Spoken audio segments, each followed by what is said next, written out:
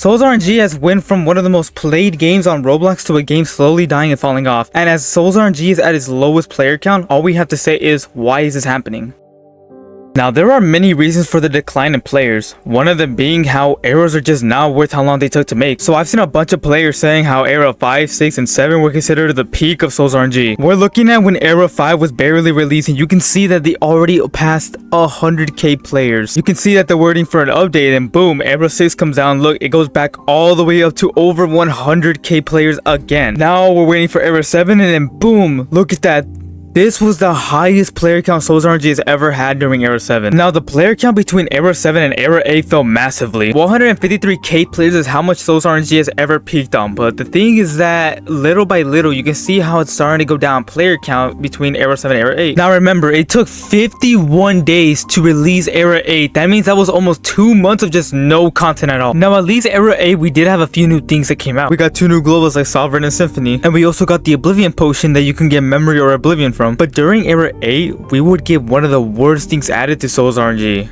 The introduction of 0.5 eras. In Era 8, we would get a new update called Era 8.5, which was a limited time event for the summer. Now, this was the first ever event in Souls to get their own type of era. Now, this era was received very positively around the community. New quests were added to this era where you can get the new Tide Gauntlet and a limited event aura. Now, we did get new globals like Shard Surfer and Ruins, but after everything, we were wondering what would be the next big update that Souls would bring. So, we waited patiently, and we waited, and waited, and waited, and waited, and waited, and waited, and waited, and altogether we waited 42 days for Era 9 to come out. That's over a month just for a small event. Now, I'm not even trying to exaggerate, since in Era 8.5, Souls had reached its lowest player count that it has ever seen. But at least we finally made it to Era 9. Now, we had gotten a lot of sneak peeks before this era even released, so surely we were gonna get a new fresh era. Well, let's just say we didn't get everything that we were promised.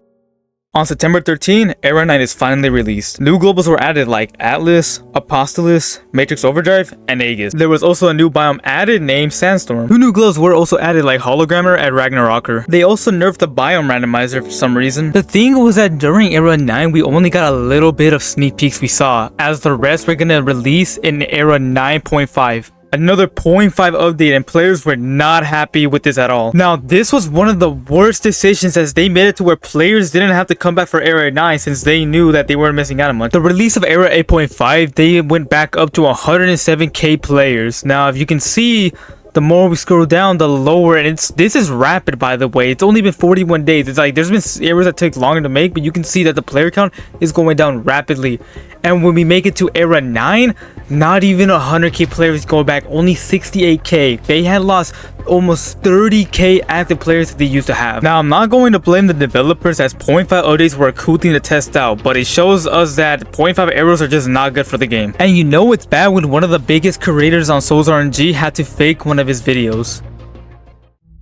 When BotchaBlox faked one of his videos. If you guys aren't aware, BotchaBlox is one of the biggest Souls RNG content creators with over 300,000 subscribers. Now, he had uploaded a video getting Christmas luck early by doing a glitch, but when you try to look for the video, you can see that he either privated or deleted the video. Now, I already made a video going forward what happened, but in short, he basically faked and edited the whole video. Now, the reason for him making this video was explained more by Psycho Rages, another big Souls RNG content creator. He had left a comment on my video explaining BotchaBlox's side of the story of his fake video. Now, the part where I underlined is what I'm trying to point out. He did it because of the state of the game, is a way of saying how even BotchaBlox agrees that there's a lack of content in the game.